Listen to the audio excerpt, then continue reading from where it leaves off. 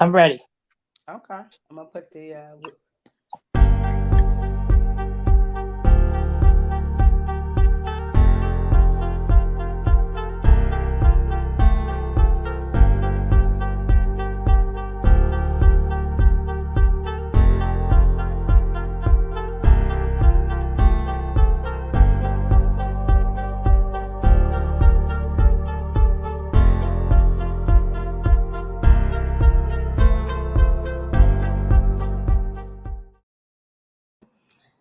All right, Black Box Radio. We are in the box.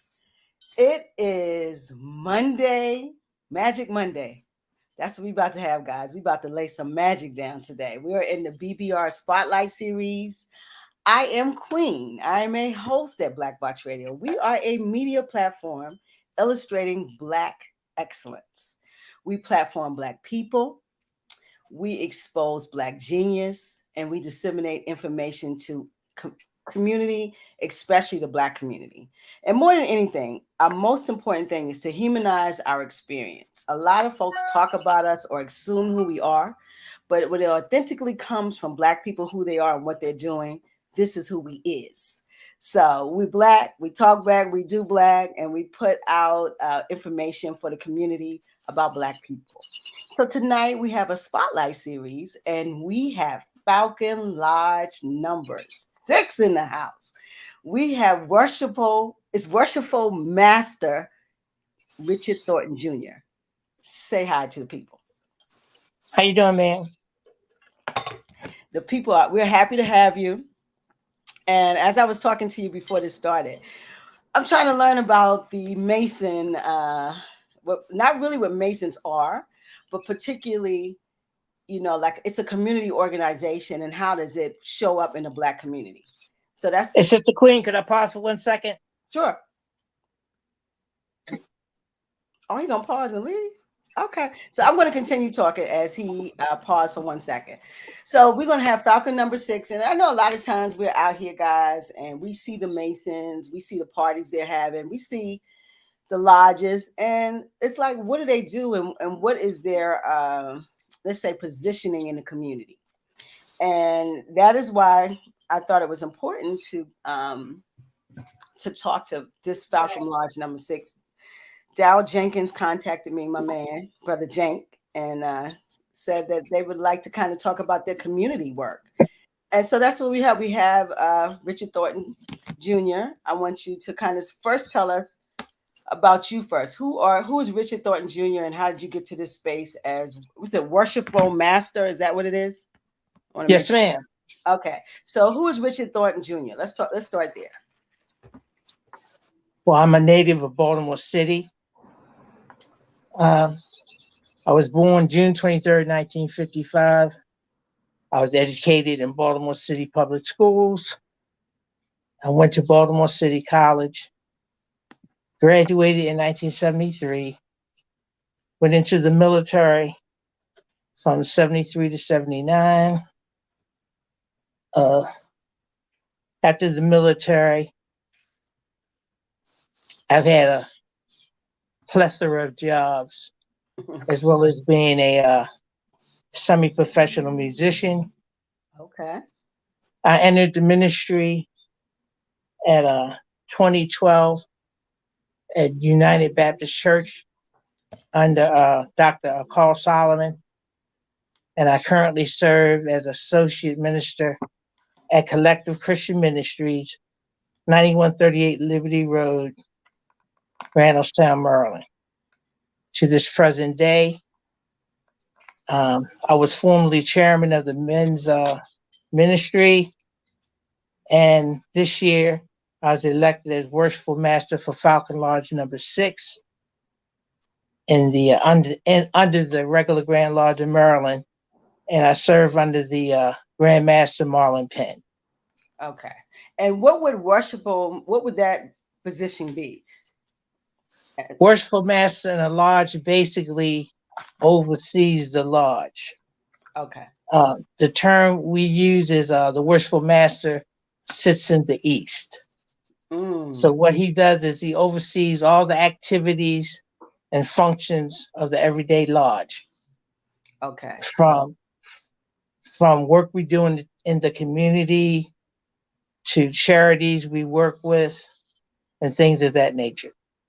Okay. Good. And so where particularly do you are located in Baltimore City? Falcon Lodge number 6. Right now, Falcon Lodge number 6 regularly meets at the Forest Park Community Center on Liberty Road.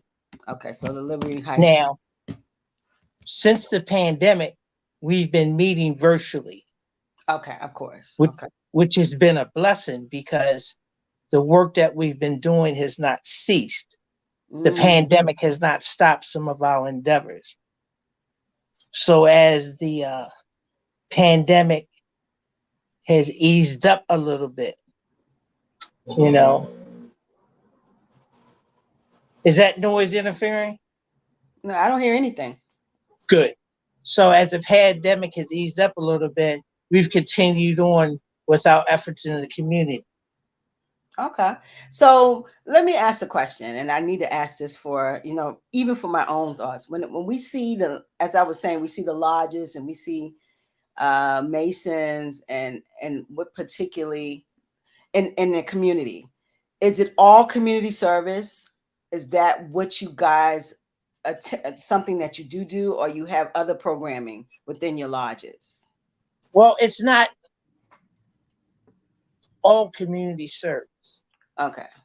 But Masonry is built on 3 basic tenets. Okay. And the 3 basic tenets that we serve under dictate what we do. Okay. And the first tenet is brotherly love. Okay. Okay. The second tenet is relief. And the third tenet is the truth. Now, brotherly love, what does that mean? Brotherly love simply means that we are our brother's keeper, brothers and sisters keeper. So whenever we see a situation that we see that we can participate in and assist someone in, no matter what, we're there to help. Got it. And that segues right to relief. This is why we do a lot of fundraisers. This is why we assist in a lot of community service. And above all, we try to be truthful in our endeavors. We seek to be the light in the community where there might be some darkness. Okay. So, I always thought that these organizations, everything is secret. Is that the truth, or is that a mystique? Is everything's, I thought the Masons and everything's a secret. Is that the truth, or that's not the truth? No. Okay. No. Well, see, the point being, because we're just an organization that has secrets, but we're not a secret organization. I like that. Okay. Now, I'm not trying to be funny. Well, it's funny. But we're just an organization that has secrets, but it's not anything that is harmful. It's not anything that's conspiratorial. There's no conspiracy. It's not anything that would harm anyone. When you enter into our organization, there's some things that we do because we raise people in degrees. And I'll talk about that a little later. We raise people in degrees, and there's certain things that they need to learn how to do so we can really indeed make good men better men. Love it. So this is an organization, when you say Masons, that's strictly for men. Could you, I can hardly hear you. Okay, so you're saying that this organization is an organization that is strictly, the members are men. Am I correct? Now, in our jurisdiction, they are basically men.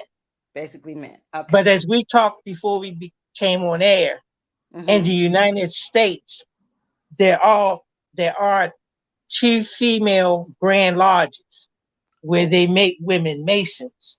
Oh, wow. Under our charter here in the state of Maryland, we don't have female Masons, but what we do have is a group of strong sisters that are the Eastern Stars. Eastern Stars. Okay, got it.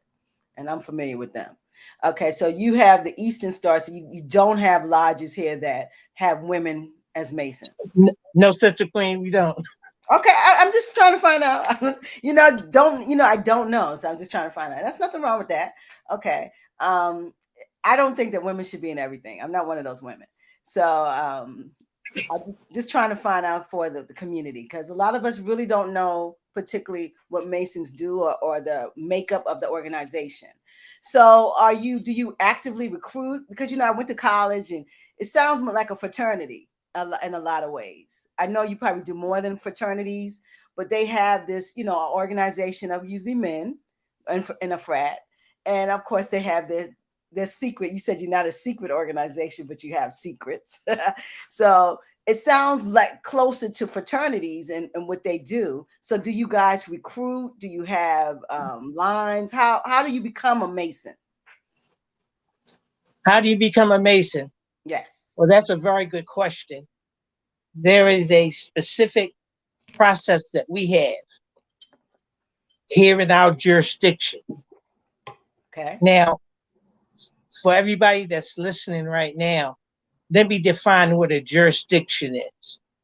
Because maybe if I say some of these names, they might sound familiar.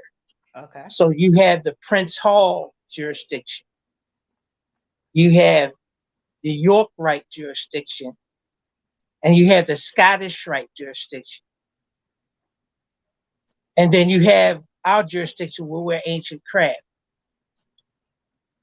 To make it easy to understand, think of it like Christianity in that you have denominations. Mm-hmm. You have Baptists, you have Protestants. Yep.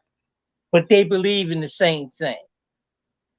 Does that make sense? I understand. They all believe in Christ, but they serve him in a different way. Right. So yes. Even though you can be in a different jurisdiction in Freemasonry, we have basic tenets that we all believe in, like I said earlier: brotherly love, relief, and truth.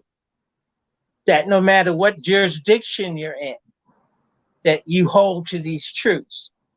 As a matter of fact, we all use the same volume of sacred laws when we're operating in our lodges. And all the volume of sacred law is whatever your book of belief is, be it the Bible, or be it the Quran, or be it the Torah. So in our jurisdiction, we have a process when we're looking for members. The process is application.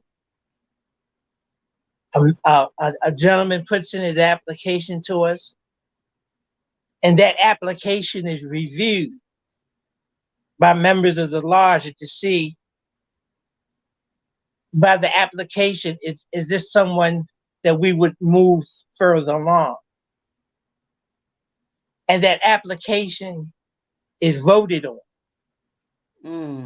And next, after the application is voted on, and let's say it's successful, the next phase is he has an interview.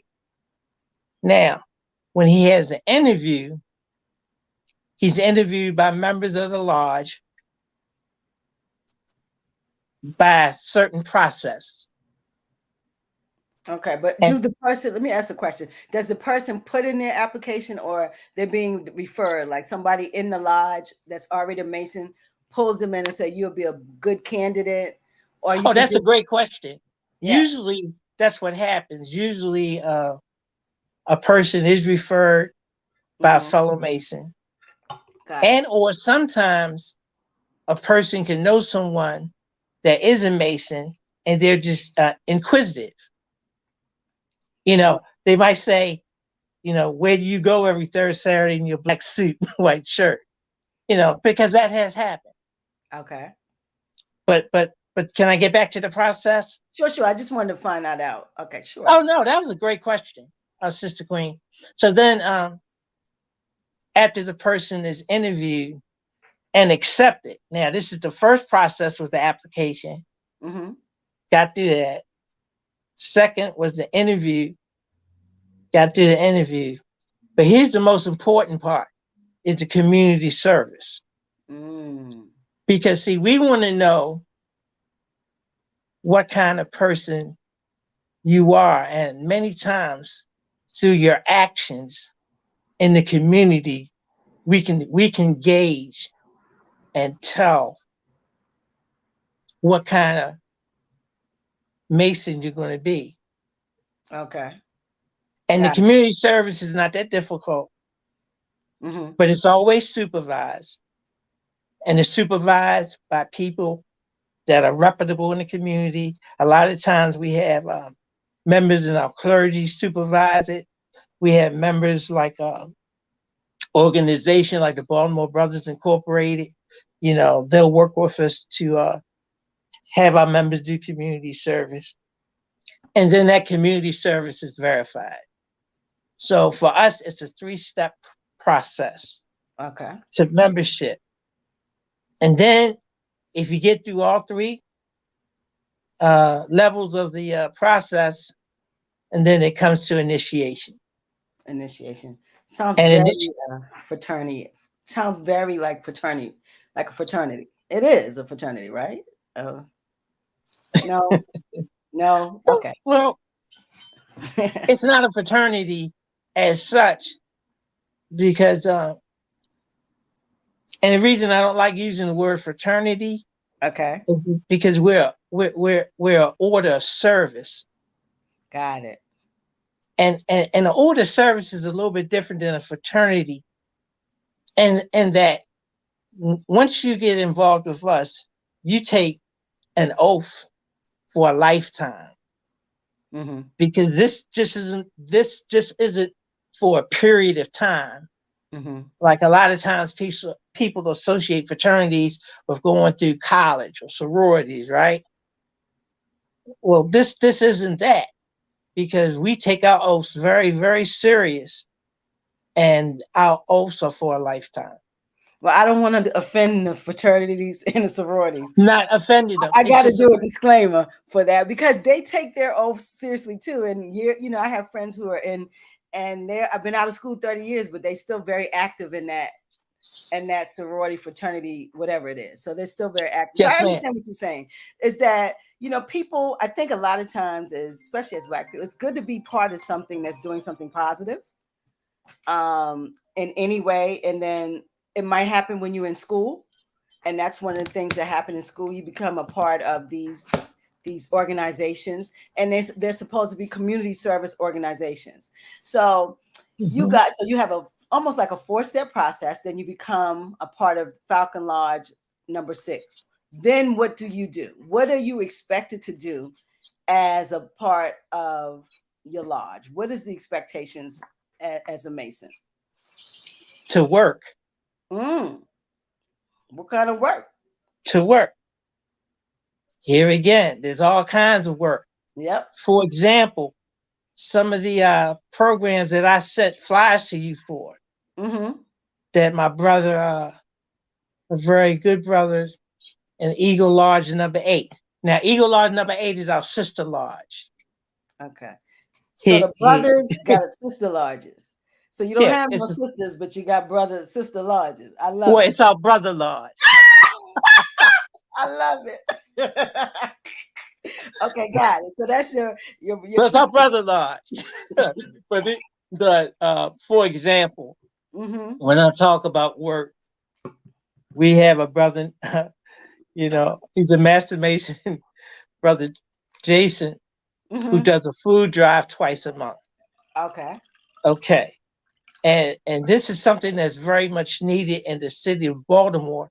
Absolutely. Because this food drive operates in a food desert. Excellent. Unfortunately, here in the city, because this is one of the areas that he operates where a major supermarket was taken away. Can we find out where this is? Yes. I always send it to you. But anyway, he operates off of Liberty Road at Milford Mill. That's where the staging area is. But not only he stages at that area, but he goes all over the city with delivering food to different people in need. Excellent. That's what I want Now to that's just one of the things. Okay. That's just one of the things. So when we say we expect you to work, you might not be able to participate in the actual distribution of food, but we expect you to come and volunteer when you can with monetary gifts. So this is where when we pay our monthly dues, this is where our dues goes. You know, we expect you to help spread the word in the community when we're doing things like what Brother Jason's involved with. So it's actual work. And we always feel that we're fulfilling a need in the city where we're needed. Okay. I hear that. So what is the mission? What would be the mission of Falcon Lodge number 6? Going back to the basic tenets of what Masonry is, because it's not so much the mission of Falcon Lodge number 6, it's a local mission that Falcon Lodge number 6 has. Got it. But Masonry is a worldwide order. Okay. So basically, you know, even though a lot of lodges don't agree with each other and we don't all recognize each other, there's one basic thing that we're trying to do is to better the condition of our human family. Okay. Our mission is wherever we see where we can help improve anybody, anywhere, we step in and try to improve it. I'll give you a good example. One of the programs I'm really excited about over at the Oliver Community Center under the working with Brother Andrew Muhammad is Baltimore Brothers Incorporated. Now, these are a group of, again, young men and women, but it's basically geared to brothers who are in at-risk communities. Okay. So every Wednesday afternoon at the Oliver Community Center, these gentlemen get together, and it's there. We just participate with donations and anything we can do to help along financially, or, you know, providing food, water, snacks. But that's the kind of thing we're involved in. Anytime we can see a situation where we can help somebody, to help elevate somebody, we try our best to improve a situation where we see we can improve it. Okay. Well, you know, Baltimore is a beautiful city, but it has a lot of things that can be improved. I'm clear and you're clear. We have a community that in the Black community here, which is one of the biggest Black communities I've ever lived in a city. There's a lot to improve on. So what have you guys recognized, and it's something that other than what you said that you really want to work on? Is it mentorship? Is it the feeding? What is like your goal that you would like to work on in Baltimore City? Here we go again. And talking about the two programs I mentioned, we also have a program where we collect men and women's clothing. And we do this on a monthly basis. And what we do is we take this clothing down to the Help It Up mission for the clients at the men's mission. And now they have a women's mission. So that's a dual purpose we have. And we do this every month. Okay. Now, in conjunction with the clothing drive, we do this in connection with our various churches we're connected with and our masjids. So it's almost like a community effort, if you understand what I'm saying. I do. We'll be able to collect the clothes from our various churches and masjids and synagogues, but then we'll take them down to the Helping Up mission for the men and the women. Now, that's one aspect that we're involved in.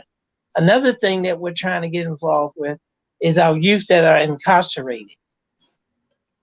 So we have a program that we've been working on to try to get computers, laptops, reading materials, and a connection. I apologize. No a problem. connection to the youth that are incarcerated, because what we do know is that if someone doesn't reach out to them while they're incarcerated and guide them to programs like the Baltimore Brothers Incorporated, or give them things that will give them hope while they're incarcerated, the likelihood of them being incarcerated again is very, very high. And we know that this is a problem of Baltimore City, with people being incarcerated over and over again. Recidivism, yep. Yeah, and the sad part of it is a lot of, unfortunately, a lot of our young men and women fall through the cracks. So I don't want you to think that Mason just worry about men. That's not what we're dealing with. You're community based. I hear it. It's community based. Yeah, and but it can sound biased, and I want your listeners to understand it is for the uplifting of the community as a whole, and as a whole. As a Even whole. something so simple, Sister Queen, as we have a program called Give a Little Change. So what is that? We have these little change containers that we put in barbershops, grocery stores. Oh, wow. And again, people, like if they buy something, they got 30, 35 cents change, they put it into the container. Now, those pennies add up. Yeah. And those pennies actually help fund all the other programs we do that might be on that might be more outwardly. But our thing is, if we like starting with the basics, we call it give a little change, because we know that change turns into that change will turn into dollars. And then again, those dollars will help us do what we are set out to do. Excellent. Excellent. So it sounds like Lodge number 6 is very engaged with the community. You have partnerships with churches, you have partnerships with Baltimore Brothers, and I heard we have partnerships with Baltimore City as well. Baltimore City. Wow, that's beautiful. So you're really entrenched in the city, and that's what I like to hear is like what organization, because we have a lot. Baltimore is like the seat of nonprofits. There's a million nonprofits, there's a million community stuff going on here, but we got crime, we got closed schools, we got children out all night, we got violence, we have all of this. So what I like to hear particularly like what's happening, because I want people to say like we got things that they talk about is so bad, but we got a lot of good going on. And if you have bad, you got to have good. So go ahead. I'm sorry, I don't want to. Go ahead. No, you're fine. But I think you have to say something. Okay. So, I just want folks to know that, Baltimore's a great city. There's a lot of things going on, but there's a lot of great going on too. And so I'm hearing all these things you guys are doing, which is amazing. And do you have any partnerships with the Eastern Stars? Do you guys do any things together, or or the other lodges, do y'all, other than your sister lodge, do you all come together? Because if you said it's an effort for all over the world, then do these folks come together and partner and try to help in different cities? Is that how it works? Yep. So our charter came to the United States in 2006. Okay. With our past Grandmaster Brigham and a brother named Burris. They brought our charter from France in 2006. And I've been involved with Falcon Lodge number 6 since 2013. Now, The thing about the work we do is a lot of times there'll be things advertised where the mayor will have a city hall event, or the mayor will have a community event where he wants people to come and participate. We try our best to have at least a few of our members always there.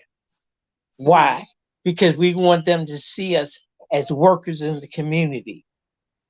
We it's not so much, we don't want them to see masonry as something that they can't be in touch with. Mm-hmm.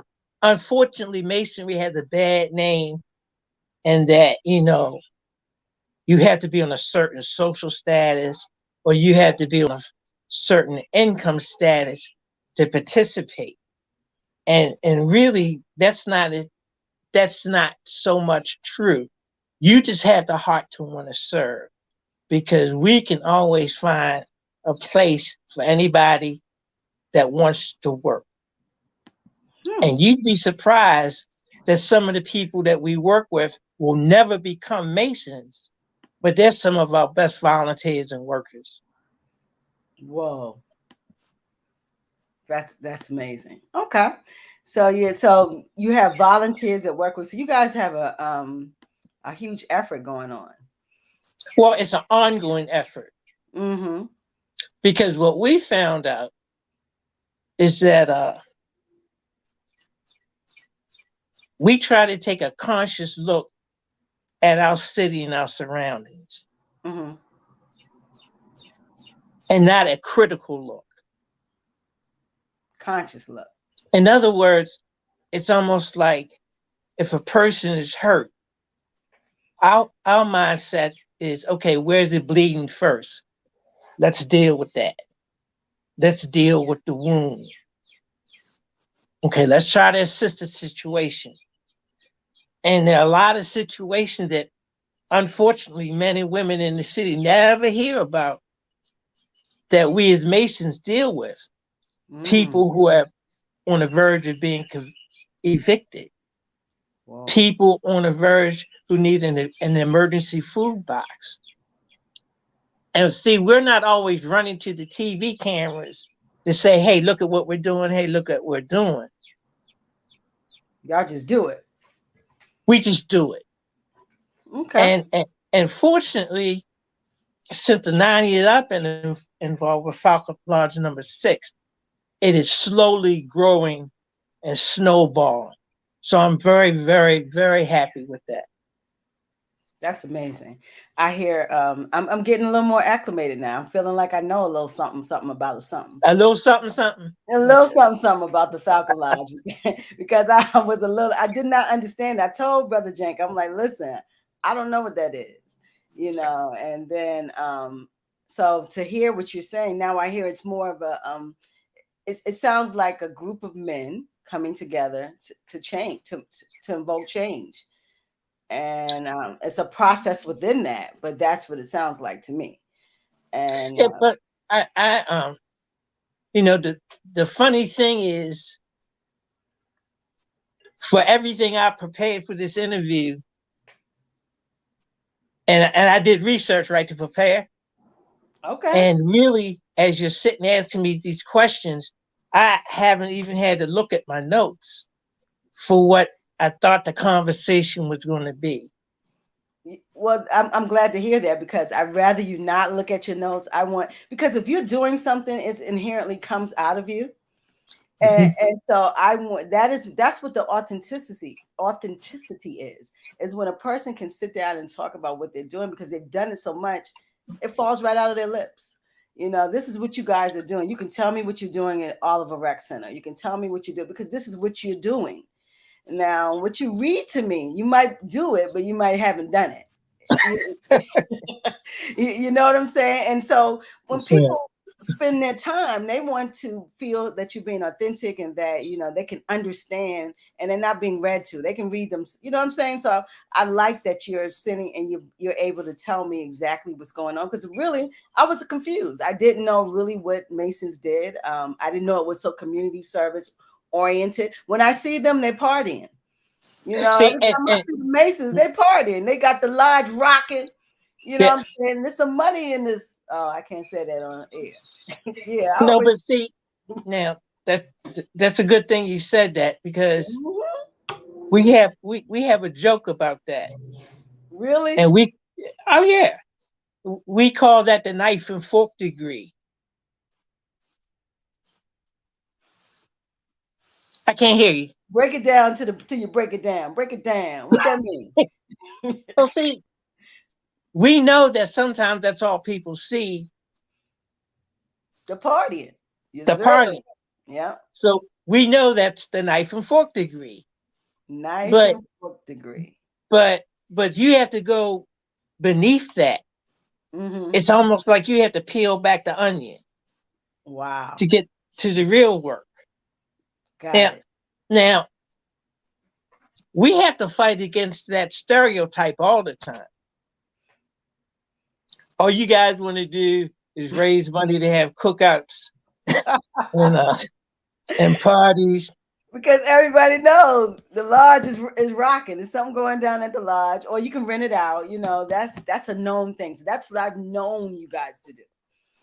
But what I'm trying to explain, to you, in my humble way, is even though that's what we might be known for, that is far, far from what our mission is in the community, hence in our city, our state, and our nation. And there's nothing wrong with partying and having a good time, but believe me, there's a time and place for everything.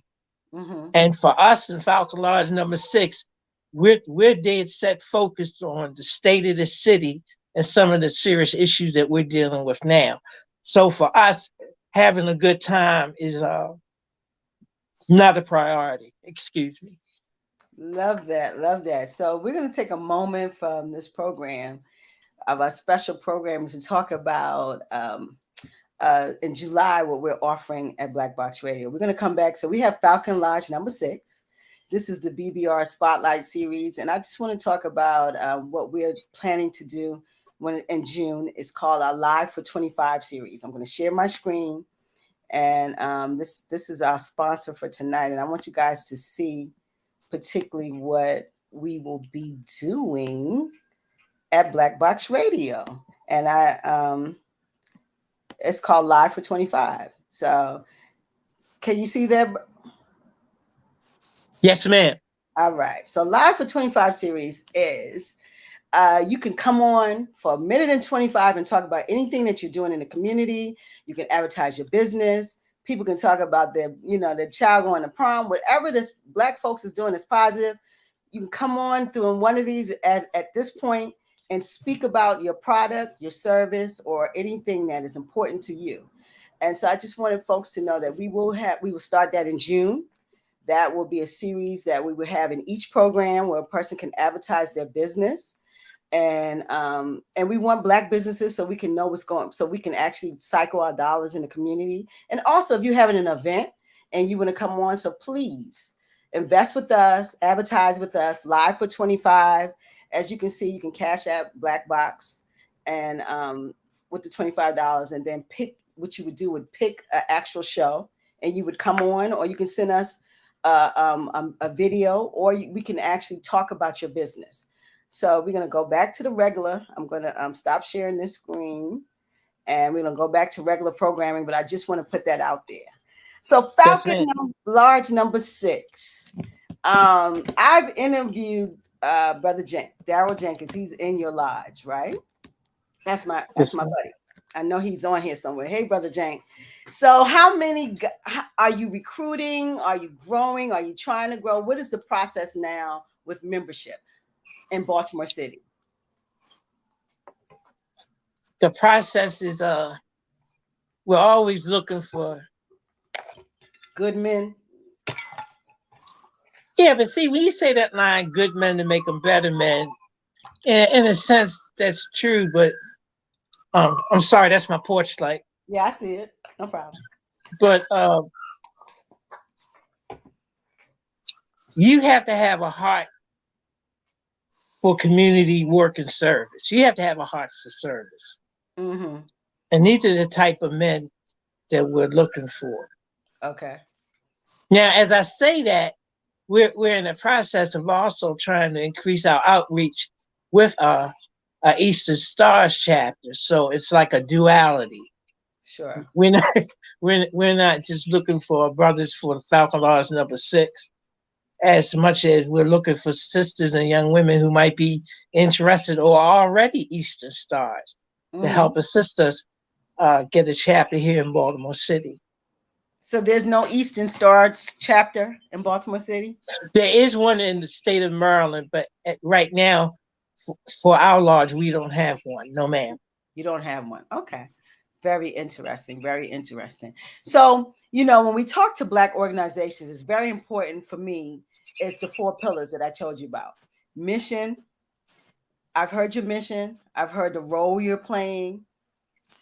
What I would like to know is, what do you feel responsible for in our community? What is the responsibility of an organization like a lodge? What, as with men in our community? What the responsibility that we feel is we call ourselves men of light. Okay. So what does that mean, men of light? They go to light. That means look, that was on cue. I know, wasn't they it? go to light. That wasn't the trick. Okay. But when we say men of light, we're talking about, and I'm not going to stand up and quote a lot of Bible scriptures or anything like that. Okay. But we try to set a moral example for people in our community. Mm-hmm. In other words, I'm not going to tell you what I'm about. You should be able to see what I'm about. I'm not going to sit up and tell you, you know, all the great things I do or community work. You should be able to see it. Mm-hmm. Hence, if you see what I'm trying to do, you'll see the light that comes from the work that we do. Because the biggest problem we have, and I'm speaking for me personally, Mm-hmm. is there is a darkness in the city of Baltimore. It's a darkness. Mm. You know, everybody wants to point the finger at other people. But there is a spiritual dis-ease here in our city. Mm. And part of what we try to do is when we say that we're men of light, we try to be that brother that you can look to or talk to tell you there is a better way that we can do things. That it does not have to be like it is. We do not have to have drug-ridden streets. We don't. We don't have to have young women out on street corners prostituting themselves. We don't. That we're trying to show, to the best of our abilities, that there's another way to live. And if that example is followed by enough people, and that light starts shining in a community, the darkness can be overcome. And we sincerely believe that. That's why we try to be consistent and persistent in what we do. In other words, Sister Queen, is like this. We're not in this for instant gratification. Okay. So we're not in this for a 5-minute news clip on Eyewitness News. That's not why we do what we do. Because see, what we're trying to do is literally help people's condition. So when you're trying to help somebody's condition, this is work. This is lifelong work for a lot of us. Yes. And a lot of us might not live to see the outcome that we know can come. But the outcome can come, and the light can shine again in Baltimore City. So once again, Baltimore City will really be Charm City. It's Charm City, all right. Charm you right back into but your see, shell. And so you're old enough to know when we didn't always live like this. You know what? When I came to used, the city, I'm an implant. When I came, it's really worse than when I came. But when I came, it had a violent problem. But when I came, DC was the most violent place in the country when I came to Baltimore. So Baltimore was secondary to what was going on in DC. But after they've gentrified DC, you see it's changed, but it still has high violence. DC still has a level of violence that's a problem. And I don't think it's the place or it's policy. It's a lot of things that's around people that is pushing. It's lack of access. It's lack of education. It's lack of real food. It's so many other things. If we fix the real things, then we'll see people bloom. But we continue to go after fixing them after they're in a space. So once they get sick from eating all the trash, all the chicken boxes and the cheese steaks, and then Johns Hopkins, and they're keeping them alive, and Johns Hopkins is the #1 hospital in the country. That's when we want to fix them. But what we need to do is some food education. You get what I'm saying? If you give people education, then they start thinking outside of the box. They don't want to stand on the corner. They want to go and do something because their educated mind is an expansive mind. The things what we're not fixing, we're going after the outcome of all of this stuff. We got to fix the problems, the triggers. And I don't see any imagination for that. I see, let's go to the jail and set up programming. But why are they going to jail?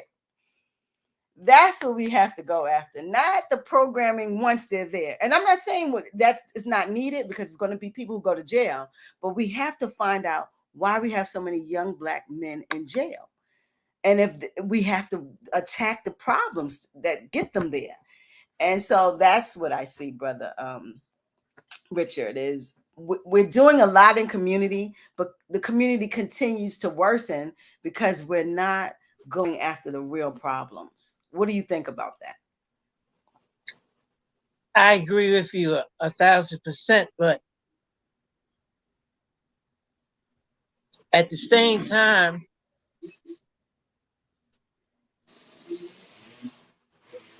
excuse me, that's one of my little brothers on his bike. That's fine. I mean, now that's a great example. Now, these young men have the culture where they like riding their mini bikes in the city. And I always cringe when I see one of them riding up Park Heights, no helmet on, riding against traffic. Oh. And it's dangerous. But see, for them, it's a culture. It's a culture of what they like to do. So just like they got a skateboard park for the kids that like down there on Falls Road, they got a nice skateboard park. Yeah, but who's in that skate park? I want to, Brother Rich, I want to ask you a question. Who's in the skate park, and where is it? On Falls Road down there by the animal shelter. Absolutely. So it's in a neighborhood that is not uniquely African American. Number one. Number two, to your point, most people who skate are white kids. Of course, they got a place for them. I'm talking about our children. Now, and that's an issue. And that's an issue that's slowly being addressed. And prayerfully, it'll be addressed before any more of these children get killed or maimed. Because you've had children get killed on these bikes. Absolutely. Excuse me. And you've had a young lady down there on Cold Spring Lane that got hit by one a few years back. I believe it. But here we go. When you were saying we have to invest in our communities, so our young people, if that's what they like to do, let's give them a place to do it. Absolutely. Okay. I don't want to demonize them because they like riding their bikes. When I was a kid, I used to like skateboarding, and we definitely did it. We didn't have a skateboard park, but believe me, if I was a child and we had them, we'd have been just as bad as they are, and we would have. But this is these are the times we're dealing with now, and we have to be proactive to assist our youth. We have to be proactive, because if we're not, the attitude that most of them have, I talk to, is that we don't care. You hear them outside, Well, right? well, if you really were concerned about me falling off my bike in the middle of the street, why don't you help us get a place where we can ride at? And this has been going on, this dilemma in the city, for how many years? It's not a dilemma. No, but I'm just saying. We call it a dilemma because it's not, nothing's changing, but there's no imagination for African children. And because That's a great word. Imagination. They have the resources. They could solve this issue, but there's no imagination, or you only protect what you respect. You're not going to protect something you don't respect. You don't respect Black young men who are on these bikes. Let's be clear. So let them ride in the streets. Let them tear themselves up, tear up the neighborhood, because no one cares. That's what it all boils down. And we can beat around the bush and act like it's not a dilemma. I mean, it is not a dilemma. Build the damn park for them to ride the bike. You don't want to do it. That's the only dilemma, is that you don't want to invest in what they like. You wanted to do what you want them to do. That's really what it is, in my mindset. What do you think? In my mindset, I just like to see it done. And I know it can. I know it can be done. Mm-hmm. I've spotted 3 or 4 properties where it's way more enough acreage. You could create jobs with people supervising the area. You could rent bikes out to little kids that don't have their own bike. It's a whole lot of things that could be done. But again, we're not investing in it. Imagination for Black children. That's it. And the thing, when I was talking about we want to be the light, see, these are things that we have to shed light on. Mm-hmm. And you have to be consistent and persistent in presenting your case. So the only reason I said is a dilemma is I don't want to see none of these children get hurt. Well, me neither. I don't neither, but you know, children are daring and they'll get hurt if they weren't riding bikes. Yes, these bikes are very, you know, it's dangerous what they're doing, but they're going to continue to do it. They like it. It's fun to them. And yeah. I did things when I was their age that was fun to me, that was very dangerous. You know, young people don't have the same scare that we have, the same fear factor that we have. They're daring. You know, they don't have much to think about. So I really like what you're saying. Falcon Lodge number 6 sounds like you guys are very active in the community, and you're really looking to be a agent of change. So what would you like to be your impact in community?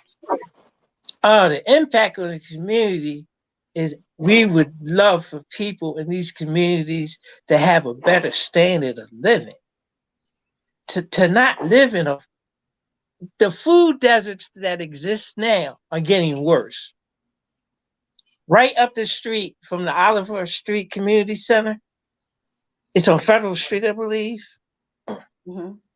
Right up the street off of Harford Road with a marvelous market, Stop, Shop, and Save. It's gone. What has that done? Another food desert. They had a nice market that lasted a little while on East North Avenue, didn't last long, right across from the Great Blacks and Wax, that provided nice, good, healthy food. Uh-huh. It's gone. It's gone. But we continue, and you said it earlier, you know, and I'm not trying to shame anybody in the business, but we continue to have the chicken boxes and the half and halves, you know, which we know aren't really good for us. So one of the impacts we want to have is to give people the information and equip them that we can live better. Mm-hmm. And not only can we live better, we can do better. Somebody with some imagination, that was your word. That's my word. It would be beautiful. They could get that Stop, Shop, and Save and turn it back into a nice food market once again. That would be beautiful, but understand that food deserts are policy discrimination. Food deserts don't just jump up and happen. Have you been to Canton, a new community? You see how many grocery stores they have there? Whole No, food. ma'am. Oh, well, I want you to ride through the new communities in Baltimore and just check out how many grocery stores and how much retail and commercial districts that are present around the housing. It has to be an intentional effort by the city to kill these food deserts. The effort is they do not care, because if you go to Roland Park, plenty of stores over there.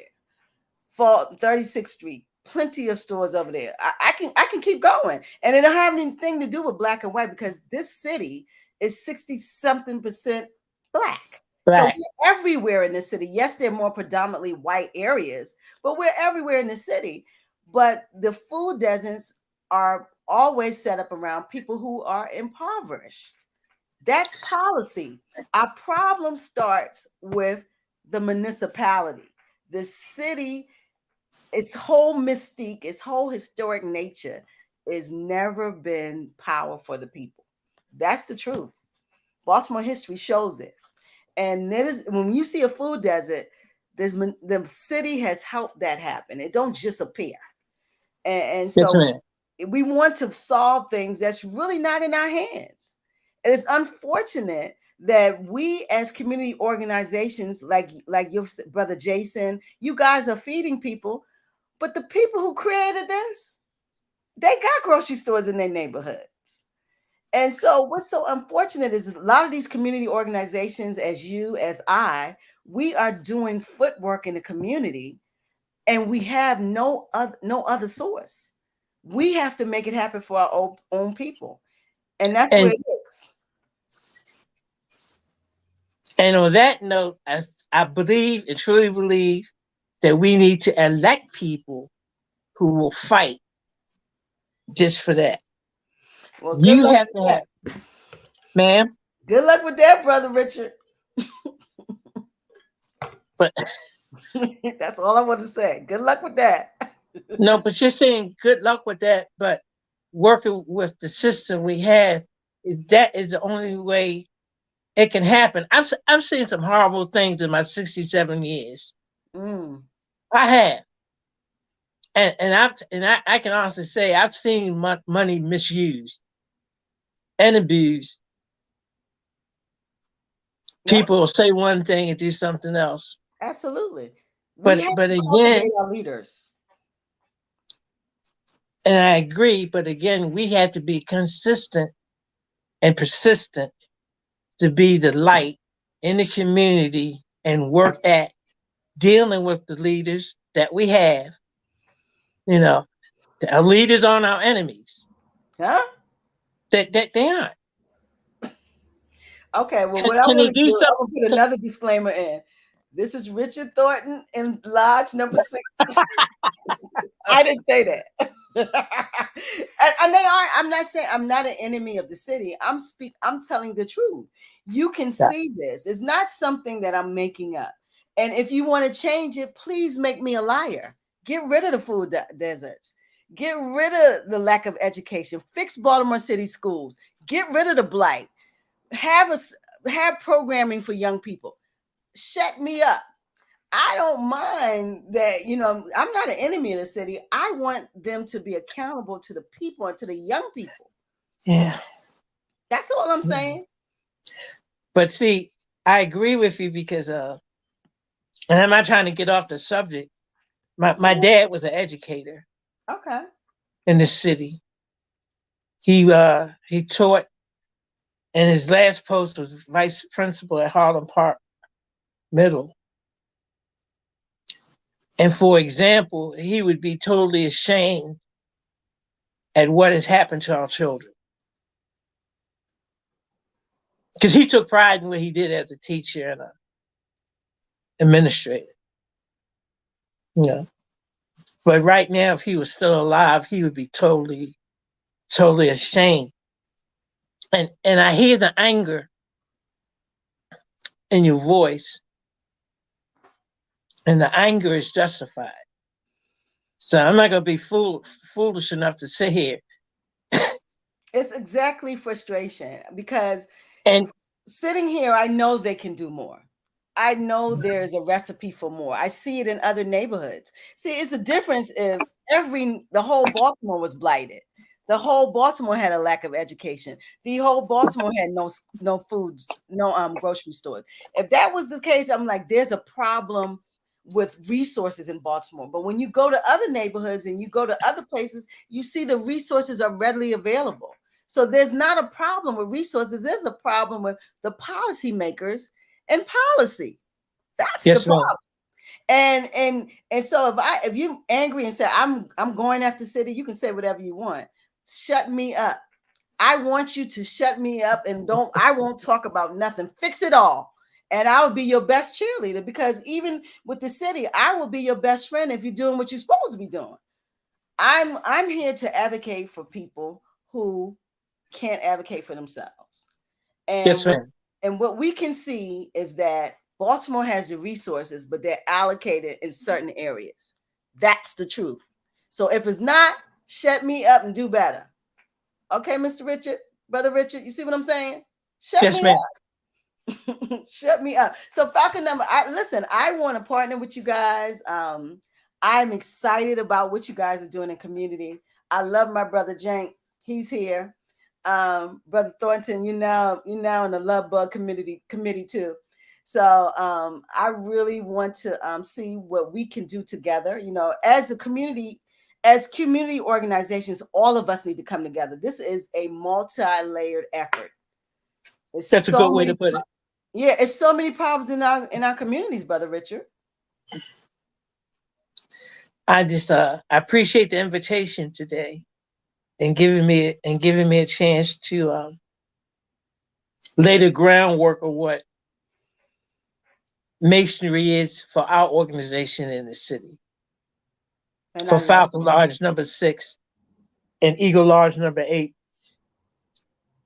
And there's really 3 lodges in the city we're affiliated with, and Phoenix Lodge number 3. Phoenix. But we are all trying to work toward the same goal, and we're trying to be a light for the city and set a good example. We're trying to be, as the good book says, to be that light set up on a hill. It said, "Let your light shine, that all may see your work." So okay, that's a beautiful thing. Listen, I am actually, I'm gonna be honest with you, that I didn't know what you could teach me. I'm like, what is this, man? I'm gonna learn today, and I've learned today. And I've actually learned today, so I really appreciate that, and I have a level of respect that I really didn't have before, and I appreciate you coming on. I hope you guys would come back and update us. I'd love to come back. I'd love to come back, and I'd love to come back, and I'd love to do. You know, I don't know. I'm not sure how your station is set up. But even if we could have a question and answer thing, there might be some people listening that have questions. So maybe if we organize it correctly, some of your listeners could submit questions, and I'll try my best to answer. Some questions I got some folks here that, I got Nicole, or she's throwing stuff in here. Darryl Jank, Brother Jank, he put some things in. So it's just, there's not really a lot of questions, but it's like folks who are talking about our conversation in the comments. And I'm talking about because when I said something about membership, she said you have to be related by birth or marriage. Is that true? No. So that's not true. Okay. That's not true. Okay, that's not true. Okay. So, it's just things that, people, but we can do something like that. But I would like to have a representative from the Phoenix. I heard a few Eagle. I heard those names. That'd be beautiful. That'd be nice to hear, how you guys are doing it together, and your individual missions, and how you can come together to make Baltimore. Because if we have these lodges in the city and y'all ain't doing all the partying, then we need to see what y'all doing. Yeah, because our founder of all 3 lodges, past Master Marcus Hill, he founded all 3 of these lodges. Really? Okay. And this brother is about work. Okay, so basically what he's done was pass the work ethic to the organizations that he helped found. But that would be beautiful, that if you could get like all 3 of us, or even if past Master Marcus would accept the invitation. That would be very nice. That would be powerful. We'll be able to really hear and kind of see how this thing works, and in a community way and in a brotherly way. And Brother Jenk put in the text is that the sister was referring to the Eastern Stars. So the Eastern Stars, you have to be relatives or something, I guess. No. So you don't have to do that for them neither? No. But I tell you what I will do, Sister Queen. Star. We need to have an Eastern Star up in here. See. Well, we're always looking for leaders for the Eastern Stars, sis. Nicole.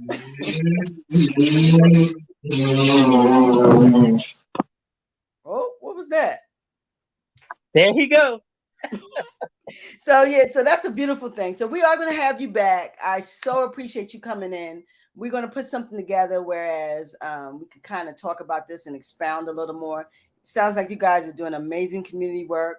Please call on Black Box Radio if we could do anything to assist you guys in that work. And we are communicating, so that's a beautiful thing. And I just really appreciate you, Brother Richard. I really appreciate you coming on and talking about your work today. Yes, ma'am.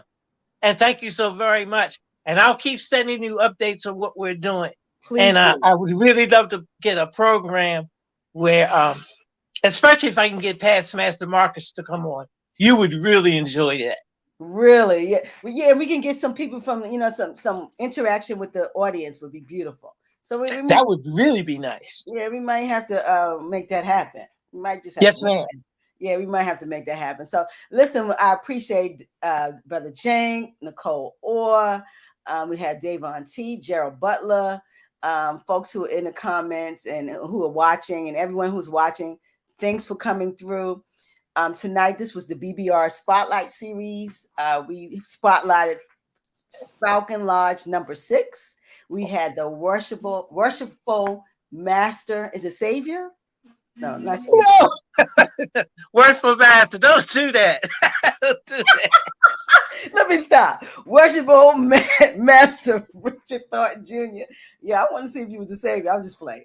Worshipful Master Richard Thornton Jr. We appreciate you. Listen, we're boxed up and out. Can I get those deuces? I know you can do some deuces for me. We're going, guys. Black Boxers, have a good night. Peace. Peace.